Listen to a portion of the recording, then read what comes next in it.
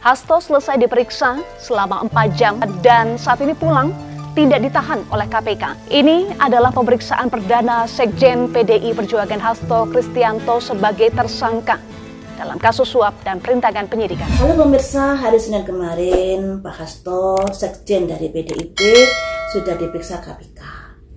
Nah, Pak Hasto ini sudah menjadi tersangka, tentunya sudah memiliki bukti-bukti keterkaitan permasalahan yang sedang menimpanya. Meskipun menjalani pemeriksaan selama 3,5 jam, Pak Hasto tidak ditahan. Dan ini membuat asumsi-asumsi liar bahwa semuanya itu karena ada cawe-cawe atau ada lobby-lobby dari pihak PDIP. Ada pemberitaan, entah ini benar atau tidak, mungkin juga masih gosip atau hoax ya, bahwa ada masalah tukar guling antara Pak Hasto dengan dimana Pak Andika yang sudah menggugat perolehan di Pilpres Jateng. Ada yang bilang seperti itu. Serta ada gosip juga Pak Hasto ini memiliki kunci-kunci dan akan membongkar siapa saja yang korupsi di negara Indonesia karena dia memiliki data-datanya. Apakah juga karena itu? Makanya di sini mari kita prediksi. Yang pertama ini apakah karena tukar guling masalah di mana PDIP sudah menggugat hasil perolehan Pilpres di Jawa Tengah, tapi kemudian dicabut dengan waktu yang berdekatan dengan pemeriksaan Pak Hasto kemarin itu, yang pada akhirnya Pak Hasto tidak ditahan. Apakah karena tukar guling masalah? Ada forgiveness, maafkanlah saya. Kenapa kamu minta maaf? Apakah karena ada kaitannya tukar guling masalah?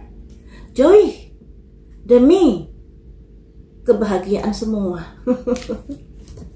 Jadi memang ada kaitannya atau ada hubungannya juga. Selanjutnya, prayer, doakan saja. Doakan tentang hal apa? Tentang usaha-usaha. Usaha apa?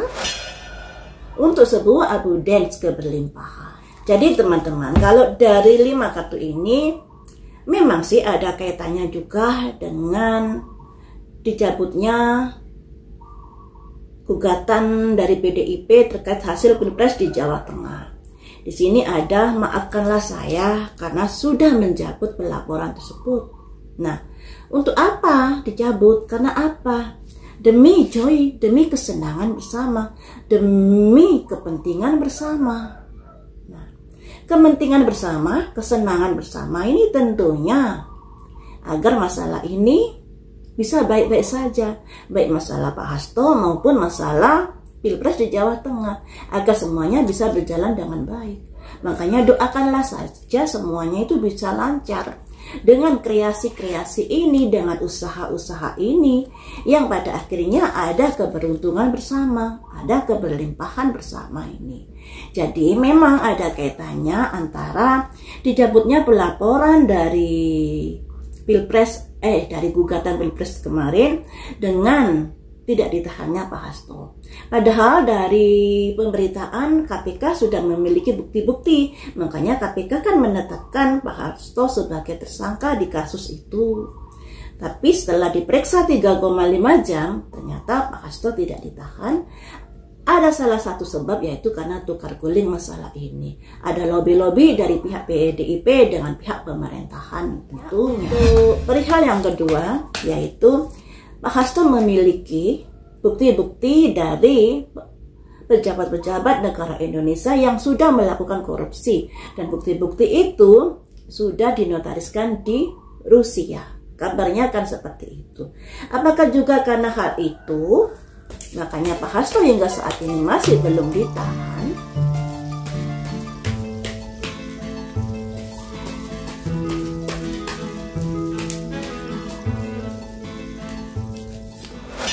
Acceptance, jangan salah terima dulu. Jangan salah terima dulu. Kenapa? Karena masalah ini akan menjadi meluas. Masalah ini akan berpindah menjadi sesuatu yang besar nantinya. Selanjutnya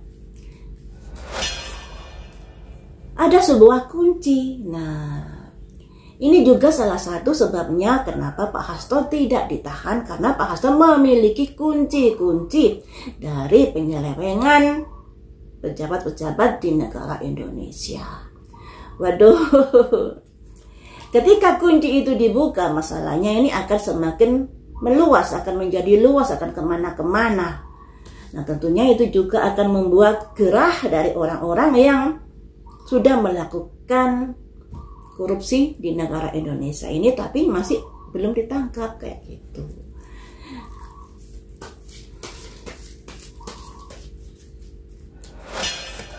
Ada prayer, doakan saja, lagi-lagi doakan saja ya. Di kartu yang tadi itu juga doakan saja, doakan saja. Mengapa mesti didoakan? Untuk apa? Untuk masih sebuah pertanyaan di sini, masih belum ada jawab kan?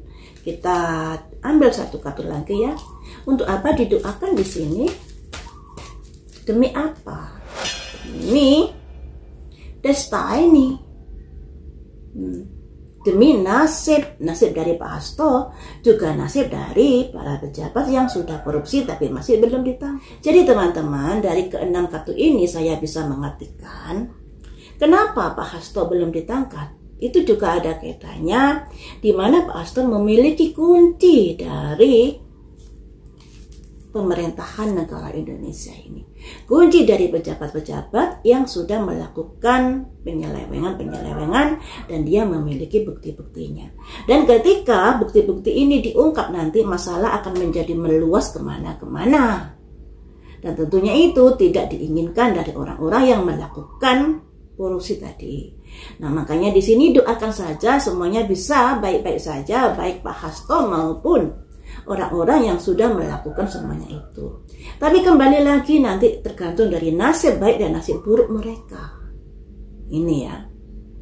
Ada destiny, tergantung juga sekalipun di sini ada usaha-usaha untuk tidak sampai masalah ini menjadi menjadi berkelanjutan terkait Pak Hasto ini. Makanya di sini Pak Hasto mengancam atau memiliki kunci pembuka atau kunci penutup dari masalahnya, yaitu dia memiliki data-data dari para pejabat yang melakukan penyelewengan itu. Selanjutnya, apakah masalah Pak Hasto ini akan berlarut atau berlanjut atau hanya sampai di sini saja? Konon kabarnya Pak Hasto akan mengajukan pra peradilan ya teman-teman. Tapi mari kita lihat untuk masalah Pak Hasto ini apakah akan berlanjut, tetap greget dan lain sebagainya, ataukah mengalami pelemahan. Ada disipating, buang-buang waktu, sia-sia saja.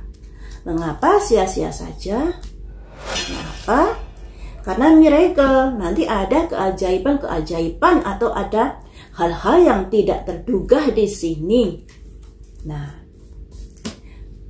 hal tidak terduga yang seperti apakah yang akan terjadi?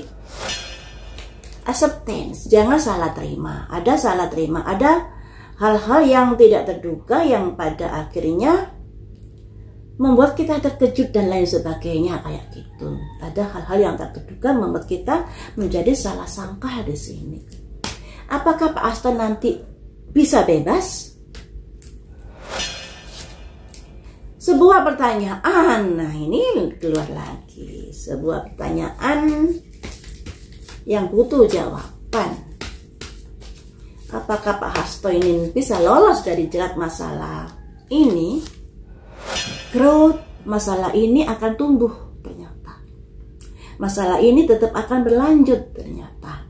Dan tentunya ini tidak bagus untuk Pak Hasto ke depannya. Walaupun dia memiliki kunci-kunci tadi, memiliki masalah-masalah yang bisa dijadikan tukar guling terhadap masalahnya, lobby-lobby dari PDIP dan lain sebagainya.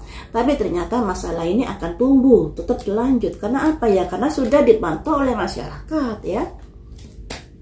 Kemudian bagaimana nasib Pak Hasto? Destiny, nasibnya tergantung dari apa yang dilakukan. Baik buruknya tergantung dari apa yang sudah dia perbuat. Ada nasib baik kalau dia memang berbuat baik, ada nasib buruk kalau memang dia akan sudah melakukan perbuatan yang kurang bagus. Nah, apakah nanti dengan berlanjutnya masalah Pak Hasto ini akan berimbas juga pada orang-orang yang ada di dalam data-data Pak Hasto tersebut?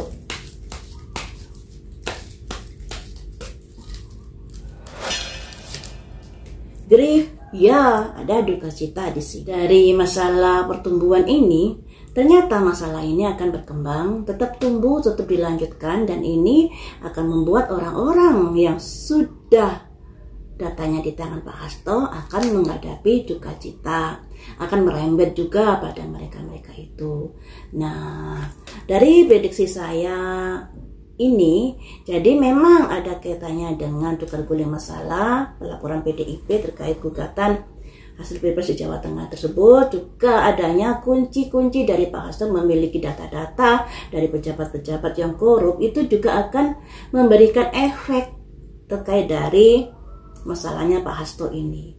Tapi efeknya ternyata hanya sementara, karena masalah Pak Hasto ini tetap dilanjut walaupun masalah ini juga menghadapi kayak disipating, sia-sia masalah ini dilanjut dikarenakan akan ada hal-hal yang tidak terduga yang kita lihat nantinya.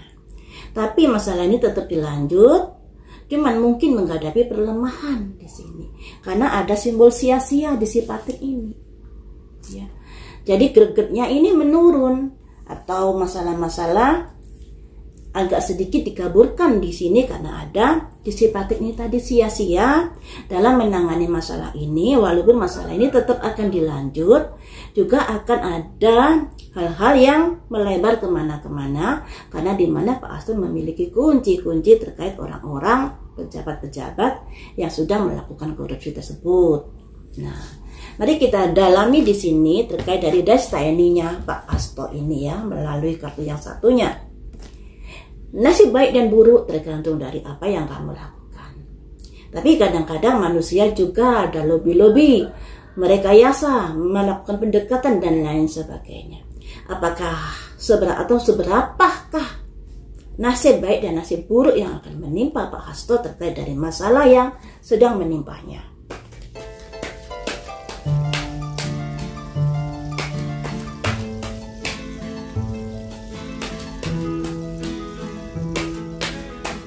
Saya ambil 5 kartu ya.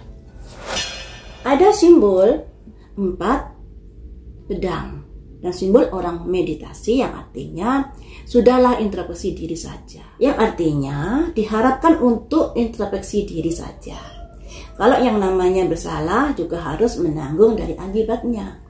Kalau nggak bersalah ya tentunya akan baik-baik saja. Makanya di sini diharap introspeksi diri walaupun di atas kepalanya ini ada 4 pedang yang artinya ada masalah-masalah yang dia pikirkan, ada ketidakpuasan yang dia pikirkan terhadap dari masalah yang sedang dilalui ini. Ada 8 cangkir yang artinya masalah ini akan bergulir dan Pak Hasto ini juga ada kekesalan terhadap masalah yang sudah diketahui.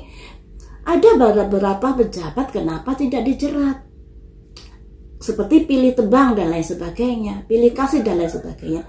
Dan ini membuat Pak Hasto juga kecewa banget terkait dari yang kok hanya orang yang berseberangan dari politik yang dikoyak-koyak, sedangkan yang ada dalam pemerintahan yang dia memiliki bukti-bukti ternyata kok nggak didalami kayak gitu pikiran-pikirannya ya.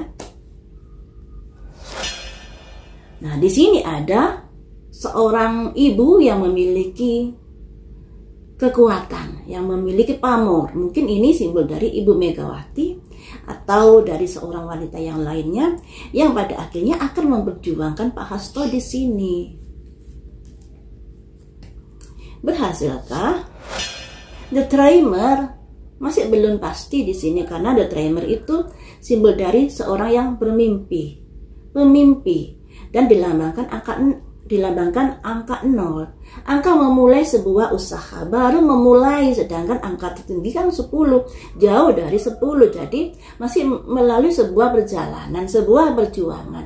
Baik buruk berhasil dan tidaknya itu juga tergantung dari sikap dan kebijaksanaan yang diambil dari seorang wanita ini, dari Ibu Megawati ini ya.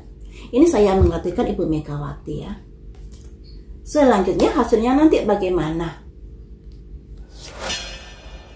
Oh, ternyata walaupun dari PDIP, dari Ibu Mega sudah memperjuangkan Pak Hasto, ada pihak-pihak yang bermain belakang di sini, yang berusaha ingin menusuk Pak Hasto dan PDIP di sini secara diam-diam, pergerakan di bawah tangan seperti itu, di bawah tanah seperti itu pergerakan, teman-teman. Untuk masalah Pak Hasto ini, sekalipun dia masih memiliki bukti-bukti terkait dari pejabat-pejabat yang korupsi tapi tidak diproses, dan ini membuat dia sangat kecewa. Bukan Pak Hasto saja yang kecewa, dari partai PDIP juga kecewa. Kenapa kok tebang pilih? Apakah karena kita berseberangan peta politik dan lain sebagainya, sehingga hanya kita yang dipermasalahkan? Nah, ini ya. Jadi ada kesan tebang pilih yang dipikirkan oleh PDIP dan Pak Hasto di sini. Dan Ibu Mega nanti akan berusaha keras memperjuangkan nasib Pak Hasto.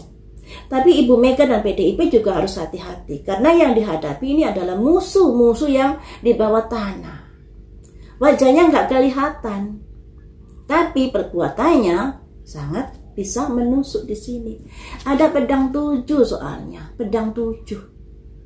Sedangkan dari PDIP dan Pak Hasto masih memperjuangkan di sini, memulai memperjuangkan di angka 0, sedangkan di sini pedangnya pedang 7. Nah, kuat mana ini nanti? Dari angka 0 dan angka 7. Jadi bisa dikatakan kekuatannya lebih kuat dari orang yang bergerak di bawah tanah ini. Siapakah dia? Ya, pasti kalian sudah menduga-duga siapakah dia yang berseberangan peta politiknya dengan PDIP, yang pada akhirnya mengambil sebuah tindakan pergerakan di bawah tanah untuk menghabisi Pak Hasto dan PDIP. Ini siapakah ini? Jadi di sini untuk Pak Hasto nasibnya masih belum bisa dipastikan. Kartu yang keluar di sini masih berupa perjuangan-perjuangan atau gerakan-gerakan yang terdeteksi di sini. Saya nggak bisa memaksa ya untuk kartu ini keluar harus begini, Pak Hasto harus begini, nasibnya begini-begini, nggak bisa. Karena di sini yang keluar masih dalam proses perjalanan, usaha-usaha Pak Hasto, juga usaha-usaha dari orang yang bergerak di bawah tanah ini. Tapi dari prediksi ini, PDIP juga harus hati-hati loh ya. Karena PDIP dalam perjuangannya pada Pak Hasto ini baru di angka 0, memulai usaha. Sedangkan dari orang yang bergerak di bawah tanah ini sudah memiliki poin angka 7. 0 dan 7 lebih besar mana kekuatannya? Ini yang perlu diwaspadai oleh PDIP. Sekalipun PDIP sudah mengklaim memiliki bukti-bukti, data-data orang-orang yang melakukan sebuah korupsi atau sebuah tindak kejahatan, tapi kenyataannya di sini PDIP juga harus waspada, karena kekuatannya, peta kekuatannya lebih kuat dari orang yang bergerak di bawah tanah itu